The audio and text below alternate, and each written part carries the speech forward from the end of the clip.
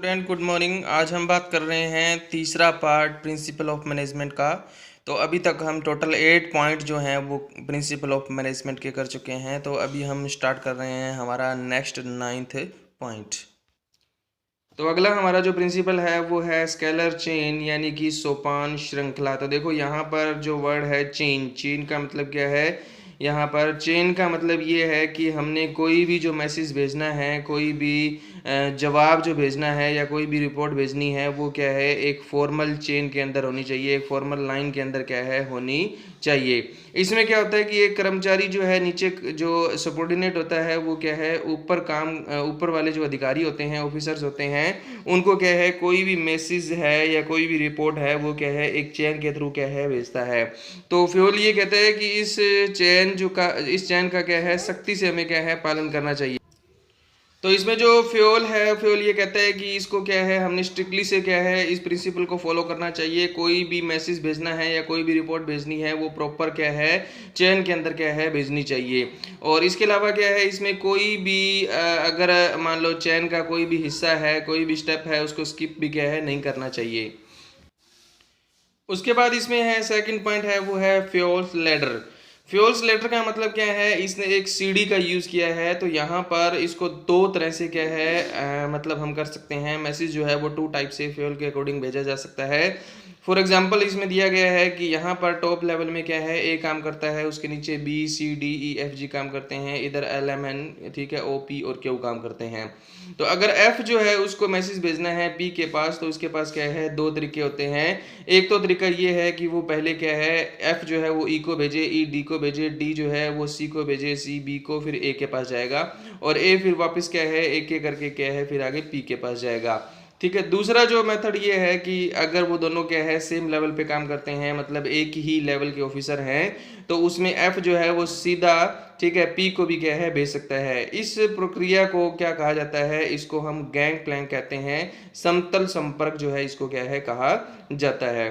तो इसकी यूटिलिटी जो है वो क्या है, इसमें क्या है इंफॉर्मेशन जल्दी पहुंच जाती है, कोई प्रॉब्लम है उसका जो सोल्यूशन है वो बहुत जल्दी जो है वो निकल जाता है। और इसके अलावा क्या है सेम लेवल पे काम करने वाले वर्कर जो होते हैं वो या अधिकारी जो होते हैं वो डायरेक्टली क्या है मैसेज जो है वो अपने दूसरा जो सेम लेवल वाला होता है उसको भेज सकते हैं, जिसको हमने नाम दिया है यहाँ पर गैंग प्लैंक। तो इसके पॉजिटिव इम्पैक्ट के बारे में बात करें तो पॉजिटिव इम्पैक्ट क्या है, तो सबसे पहला पॉइंट इसमें दे रखा है कि इसमें जो इन्फॉर्मेशन जो है जितनी भी उनको क्या है सिस्टमेटिक तरीके से क्या है फॉलो किया जा सकता है। और सेकंड जो पॉइंट है इसमें क्या है जितने भी ऑफिसर्स और सबॉर्डिनेट के जो रिलेशनशिप हैं वो रिलेशनशिप भी बहुत अच्छे होते हैं। प्रॉब्लम जितनी होती हैं उनको जल्दी से जल्दी हम सॉल्व कर सकते हैं इसमें। उसके बाद है इसके अगर मान लो इसके नेगेटिव इम्पैक्ट क्या हैं, तो इसमें कहता है कि अगर इस प्रिंसिपल को फॉलो नहीं करेंगे तो इन्फॉर्मेशन जो है वो सिस्टमेटिक नहीं रहेगी और सबॉर्डिनेट में और सुपीरियर में जो रिलेशनशिप है यानी कि अधिकारी और कर्मचारियों के बीच में जो संबंध है वो संबंध भी खराब हो जाएंगे। और इसके अलावा जो प्रॉब्लम आती हैं टाइम टू टाइम क्या है या जो शिकायतें हैं उनका समाधान उनका सॉल्यूशन जो है वो टाइम पर क्या है नहीं निकल पाएगा। तो ये इसके क्या है नेगेटिव इम्पैक्ट हैं अगर फॉलो ना किया जाए तो। अब जो हमारा प्रिंसिपल आता है 10th प्रिंसिपल वो है ऑर्डर यानी कि क्रमबद्धता। इसके अकॉर्डिंग क्या होता है कि बिजनेस के अंदर कोई भी चाहे वो मैन ह्यूमन बीइंग हो या कोई भी मशीन हो, टूल्स हो, कुछ भी सामान हो, वो क्या है एक प्रॉपर ऑर्डर के अंदर क्या है होना चाहिए। ठीक है। प्रॉपर ऑर्डर के में होने का मतलब क्या है कि जो चीज़ का जहाँ पर स्थान है, जो प्लेस डिसाइड किया गया है कि ये चीज़ यहीं होगी तो वहीं पर क्या है होनी चाहिए। जैसे कि एग्जांपल के तौर पे क्या है फायर इक्विपमेंट जो होता है आग बुझाने के लिए हमने क्या है कोई इक्विपमेंट लगा रखा है, तो उसके लिए एक प्रॉपर प्लेस अगर निर्धारित किया गया है, डिसाइड किया गया है, तो वो हर टाइम क्या है वहीं पर अवेलेबल होना चाहिए। अगर हम उसका यूज़ करते हैं तो यूज़ करने के बाद क्या है वापस उसको वहीं पर क्या है रखना चाहिए। इसी तरह से क्या है मान लो कोई कर्मचारी है, कोई एम्प्लॉई है, कोई सुपरवाइजर है, मान लो उसको जो कैबिन दिया गया है या मशीन पर जिस जगह पर उसको क्या है डिसाइड किया गया है कि उसको यहाँ पर बैठ करके खड़े होकर के काम करना है, तो उसके लिए भी क्या है जो ऑर्डर डिसाइड है उसको वहीं पर क्या है हर टाइम अवेलेबल होना चाहिए। चाहे वो हम फिजिकल रिसोर्स के बारे में बात करें, चाहे हम मटेरियल के बारे में बात करें, चाहे हम क्या है ह्यूमन रिसोर्स के बारे में बात करें या सोशल ऑर्डर के बारे में बात करें, तो सभी का क्या है एक प्रॉपर ऑर्डर जो है वो होना ज़रूरी होता है।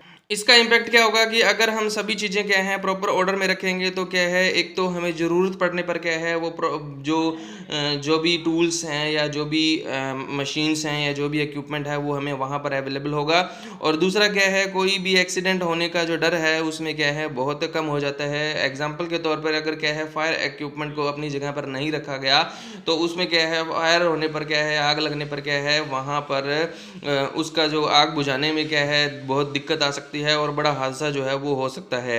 इसी तरह से क्या है, मान लो अगर कोई भी कर्मचारी है, कोई भी एम्प्लॉई है मशीन में गलत जगह पे खड़ा है तो वहाँ पर क्या है एक्सीडेंट होने के चांस जो है वो ज़्यादा रहते हैं। इसके अलावा इस प्रिंसिपल को फॉलो करने पर क्या है सुपरविजन करने में भी क्या है कोई दिक्कत नहीं आती और जो सुपरवाइज़र है उसको पता चलता रहता है कि सभी जो काम है वो सही तरीके से हो रहे हैं या नहीं हो रहे। और सभी एम्प्लॉयज़ को पता होता है कि ज़रूरत होने पर कौन सा प्रोडक्ट, कौन सी चीज़ क्या है उनको कहाँ पर अवेलेबल होगी। उसके बाद इसके हम बात करें कि पॉजिटिव और नेगेटिव इम्पैक्ट क्या है, इसको फॉलो करने का फ़ायदा क्या है। एक तो क्या कहता है कि जितने भी हमारे पास फिजिकल रिसोर्स है या ह्यूमन रिसोर्स हैं उनका क्या है फुल यूटिलाइजेशन होगा, पूरा यूज़ होगा, कोई भी रिसोर्स बेकार नहीं होगा। और उसके बाद क्या कहता है ज़रूरत पड़ने पर हमें उसमें क्या है ढूंढने में भी कोई दिक्कत नहीं आएगी और अनुशासन डिसिप्लिन जो है वो मेंटेन रहेगा। और अगर इस प्रिंसिपल को फॉलो नहीं करेंगे तो क्या होगा, रिसोर्स जो है वो उसका मिसयूज़ होगा, ठीक है, ज़्यादा एक्सीडेंट होने की पॉसिबिलिटी होगी और क्या है मिस मैनेजमेंट जो है वो बिज़नेस के अंदर क्या है हो जाएगा। तो ये प्रिंसिपल को भी क्या है बहुत अच्छे से फॉलो करना चाहिए। अगला जो प्रिंसिपल है वो है इक्विटी यानी कि समता। ठीक है, इक्विटी का मीनिंग क्या होता है कि बिजनेस में जितने भी ऑफिसर्स होते हैं उनको अपने सबॉर्डिनेट यानी कि नीचे काम करने वाले जो कर्मचारी हैं या श्रमिक वर्ग हैं, ठीक है, जितने भी व्यक्ति हैं उन सभी के साथ इक्विटी रिलेशन होना चाहिए। मतलब क्या है, सभी के साथ क्या है अच्छा जो है बिहेव जो है वो करना चाहिए, एक जैसा बिहेव करना चाहिए। उनके साथ सभी के साथ क्या है जो उनका जो फीलिंग है वो क्या है एक जैसी होनी चाहिए। यानी कि किसी भी तरह की बायसनेस यानी कि पक्षपात जो है वो क्या है नहीं होना चाहिए। कि जैसे कि एग्जांपल के तौर पे क्या है एक ऑर्गेनाइजेशन के अंदर क्या है ये दो वर्कर क्या है सेम लेवल पे काम करते हैं, लेकिन एक वर्कर जो है वो तो अधिकारी का रिलेटिव है और दूसरा रिलेटिव नहीं है। तो अधिकारी जो है मान लो ऑफिसर है वो अपने रिलेटिव के साथ क्या है रिश्तेदार के साथ बहुत अच्छे से रहता है लेकिन दूसरे से क्या है ज़्यादा काम करवाता है। तो इस तरह का जो है वो जो है सिस्टम जो है वो नहीं होना चाहिए। और इसके अलावा क्या है, मान लो सेम लेवल पे काम करने वाले जो वर्कर होते हैं, ठीक है, चाहे वो रिलेटिव हो ना हो उनसे कोई फ़र्क नहीं पड़ना चाहिए और उनको रेमुनरेशन यानी कि सैलरी जो है वो भी क्या है एक जैसी क्या है प्रोवाइड करवाई जानी चाहिए। जो ज़्यादा काम करे उसको ज़्यादा सैलरी, जो कम काम करे उसको कम सैलरी देनी चाहिए। अब हम बात करते हैं इसके पॉजिटिव इम्पैक्ट क्या रहेंगे कि अगर सभी एम्प्लॉयज़ के साथ क्या है एक जैसा रिलेशनशिप रखा जाएगा, एक जैसा बिहेव रखा जाएगा तो सारे के सारे एम्प्लॉय क्या रहेंगे सेटिस्फाई फील करेंगे, ठीक है। और उनके माइंड के अंदर क्या है सेक्रीफाइस की जो फीलिंग है बिजनेस के लिए क्या है वो आती रहेगी और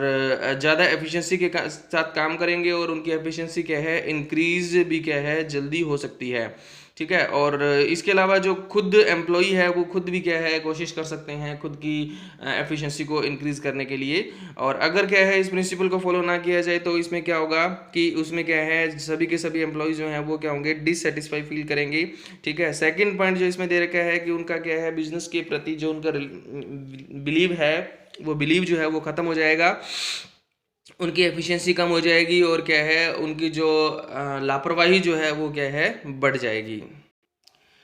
अगला जो प्रिंसिपल है वो है हमारा स्टेबिलिटी ऑफ पर्सनल। स्टेबिलिटी का मतलब क्या है स्थिरता रहना, कर्मचारियों के अंदर क्या है स्थायित्व होना चाहिए। बार बार उनको बिजनेस ऑर्गेनाइजेशन को छोड़ करके दूसरी ऑर्गेनाइजेशन के अंदर क्या है नहीं जाना चाहिए। ऐसा करने पर क्या है जो एम्प्लॉयज़ होते हैं उनकी जो गुडविल है वो क्या है बिजनेस की नज़र में क्या है धीरे धीरे क्या है कम होती जाती है और इसमें क्या है उनको ज़्यादा परेशानी भी क्या है उठानी पड़ती है। लेकिन बिजनेस के अंदर से क्या है एम्प्लॉयज़ अगर छोड़ करके जाते हैं बार बार तो ये एक तरह से क्या है इस चीज़ को भी दिखाता है कि कहीं ना कहीं बिजनेस के अंदर क्या है मैनेजमेंट जो है वो अच्छी नहीं है और मैनेजमेंट से परेशान होकर के वर्कर जो है वो क्या है ऑर्गेनाइजेशन को छोड़ करके क्या है दूसरी ऑर्गेनाइजेशन में जाते हैं। तो बिजनेस का ऑर्गेनाइजेशन का पॉइंट ऑफ व्यू से क्या है या मैनेजमेंट के पॉइंट ऑफ व्यू से ये रहना चाहिए कि कर्मचारी एम्प्लॉयज़ हैं उनको क्या है सेटिस्फाई रखें हमेशा, क्योंकि अगर वो सेटिस्फाई रहेंगे उनको प्रॉपर सैलरी वेजेज वगैरह प्रॉपर मिलती रहेगी, उनको तनख्वाह मिलती रहेगी, ठीक है, तो उससे क्या है उनकी टर्नओवर की रेट जो है उनको क्या है छोड़ करके जाने की जो रेट है वो क्या है कम होती जाएगी। क्योंकि अगर कोई एम्प्लॉय क्या है बिजनेस छोड़ के जाता है तो इसका नुकसान जो है वो खुद बिजनेस को उठाना पड़ता है। क्योंकि अगर कोई व्यक्ति छोड़ करके जाएगा तो उसकी जगह पे हमें क्या है नया पर्सन ढूंढना पड़ेगा, ठीक है, उसको सिलेक्शन भर्ती वगैरह उसकी करनी पड़ेगी और उसके बाद क्या है उसकी ट्रेनिंग वगैरह भी देनी पड़ेगी और उसको क्या है प्रॉपर एक्सपर्ट बनाने में क्या है काफ़ी टाइम लग जाएगा, जिसमें हमें क्या है बहुत सारी लागत कॉस्ट आएगी और साथ में क्या है प्रोडक्शन में भी क्या है हमारी गिरावट हो जाएगी। अब हम इसके पॉजिटिव और नेगेटिव इम्पैक्ट के बारे में बात करें तो इसको फॉलो करने का फ़ायदा ये होगा प्रिंसिपल को कि इसमें क्या है एम्प्लॉयज़ जो हैं अगर इसको फॉलो करेंगे तो एम्प्लॉयज़ जो है उनका बिलीव बढ़ेगा बिज़नेस में और बिज़नेस की जो गुडविल है वो भी बहुत अच्छी होगी। और इसके अलावा क्या है इसमें जो अच्छे एम्प्लॉयज़ हैं वो भी क्या है बिज़नेस में क्या है ज़्यादा आएंगे और बार बार बिजनेस में छोड़कर ना जाने पर क्या है उनकी ट्रेनिंग की कॉस्ट भी क्या है कम आएगी। और अगर इसको फॉलो नहीं करेंगे तो सारे उल्टे पॉइंट हो जाएंगे। इसमें क्या कहता है बिजनेस में जो एम्प्लॉयज़ हैं उनका क्या है बिलीव जो है वो कम हो जाएगा, गुडविल बिजनेस की कम हो जाएगी और अच्छे कर्मचारी जो हैं वो बिज़नेस को छोड़ के चले जाएंगे और हमें क्या है बार बार भर्ती की या फिर ट्रेनिंग की, ठीक है, रिक्रूटमेंट की, सिलेक्शन की इनकी लागत जो है वो हमें क्या आएगी ज़्यादा आएगी। अगला जो प्रिंसिपल है वो है इनिशिएटिव यानी कि पहल क्षमता। इसका मतलब क्या है कि बिजनेस के अंदर क्या है जब बहुत सारे एम्प्लॉयज़ हैं वर्कर हैं जब काम करते हैं, ठीक है, तो इसमें क्या है जो बड़े लेवल के टॉप लेवल के जो होते हैं अधिकारी जो होते हैं उनको क्या है कर्मचारी छोटे लेवल के कर्मचारियों को क्या है मोटिवेट करना चाहिए, प्रेरित उनको करना चाहिए कि वो क्या है नई नई क्या है सुझाव दें और बिजनेस में क्या है प्रोडक्शन को ज़्यादा अच्छा बनाने की क्या है कोशिश करें। मतलब कि जब भी बिजनेस में कोई प्रॉब्लम आए तो बिजनेस के जो मालिक हैं या बिजनेस के जो मैनेजर हैं उनको क्या है लो लेवल के जो कर्मचारी हैं या लो लेवल के जो मैनेजर हैं उनको भी क्या है कहीं ना कहीं इम्पोर्टेंस देनी चाहिए और उनको क्या है मतलब उनसे सुझाव जो हैं सजेशन जो हैं वो इनवाइट करने चाहिए कि वो अपने सजेशन दें कि इस तरह की जो प्रॉब्लम है उस प्रॉब्लम को कैसे सॉल्व किया जा सकता है, ठीक है। उससे क्या होगा उनकी पहल क्षमता जो है वो इंक्रीज होगी और क्या है वो खुद को बिजनेस का एक बहुत ही इंपॉर्टेंट हिस्सा मानेंगे। जैसे कि इसमें एक एग्जांपल दिया हुआ है कि एक सेल्समैन है वो बिक्री प्रबंधक को क्या है एक नई विज्ञापन नीति लागू करने का सुझाव देता है। अब छोटे लेवल का सेल्समैन है वो मैनेजर को क्या है एक सजेशन देता है कि इस तरह का एडवर्टाइजमेंट पॉलिसी क्या है लागू की जाए। लेकिन इसमें क्या है जो सेल मैनेजर होता है वो उसको गुस्सा आता है और वो क्या है उसको डांट कर कह देता है कि ये तुम्हारे बस की बात नहीं है, ठीक है। तो ऐसी कोई पोजीशन के अंदर क्या है आगे से सेल्समैन कभी भी क्या है उसको कोई भी सजेशन नहीं देगा जिसका नुकसान जो है वो बिजनेस को भी क्या है उठाना पड़ेगा। तो ऐसा नहीं होना चाहिए। बिजनेस में क्या है लो लेवल के जो वर्कर होते हैं उनको भी इम्पोर्टेंस जो है वो देनी चाहिए।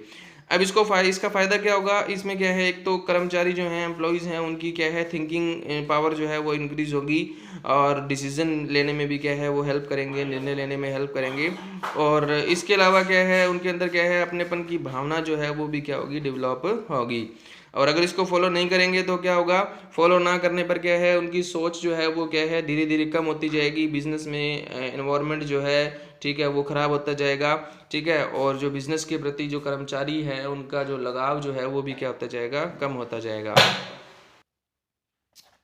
अब जो नेक्स्ट जो हमारे सबसे लास्ट में जो 14 प्रिंसिपल आता है वो है बिजनेस के अंदर कर्मचारी जो होते हैं उनके अंदर क्या है कोऑपरेशन की फीलिंग होनी चाहिए, सहयोग की भावना जो है वो क्या है होनी चाहिए। सहयोग की भावना के का मतलब क्या है कि जब कोई भी बड़ा अधिकारी कोई काम करता है तो मतलब सभी के साथ मिल करके कोई काम पूरा करता है तो उसको कभी ये नहीं कहना चाहिए कि मैंने ये काम किया है, बल्कि ये कहना चाहिए कि हम सभी पूरी टीम ने मिल करके क्या है ये काम किया है। तो मतलब कि टीम की फीलिंग जो है वो क्या है उनके अंदर होनी चाहिए, ठीक है, ताकि सभी के सभी जो एम्प्लॉई हैं वो क्या है खुद को बिजनेस का क्या है इंपॉर्टेंट पार्ट समझें और उनको भी ये लगे कि उनके बिना जो है उन सभी के बिना क्या है ये काम जो है वो पॉसिबल नहीं हो सकता। अब इसके फ़ायदे क्या होंगे, उनके अंदर क्या है टीम की फीलिंग जो है वो जनरेट होगी, ठीक है, ऑब्जेक्टिव जो है उनको आसानी से हम अचीव कर सकते हैं, रिलेशनशिप जो है वो भी बहुत अच्छे क्या है उनके अंदर डेवलप होंगे, ठीक है। और अगर फॉलो नहीं करेंगे तो क्या होगा, फॉलो ना करने पर क्या है उनके अंदर टीम जो फीलिंग है वो नहीं आएगी ऑब्जेक्टिव अचीव नहीं हो पाएगा और रिलेशनशिप जो हैं वो क्या हो जाएंगे, ख़राब हो जाएंगे। तो इसके साथ ही हमारा जो प्रिंसिपल ऑफ मैनेजमेंट का जो ये चैप्टर है वो क्या हुआ, कंप्लीट हो गया है। तो आपने सभी के सभी 14 के 14 प्रिंसिपल इसी तरीके से क्या है, इनको आपने याद करना है अच्छे से सारे के सारे, और साथ में आपने इनको क्या है राइट भी करना है और अच्छे से याद करना है। बहुत ही इम्पोर्टेंट चैप्टर है ये, हमेशा कॉमर्स के अंदर बड़ा इम्पोर्टेंट रहता है और पूरे अच्छे तरीके से इसको क्या है कवर करना है। तो थैंक यू वेरी मच।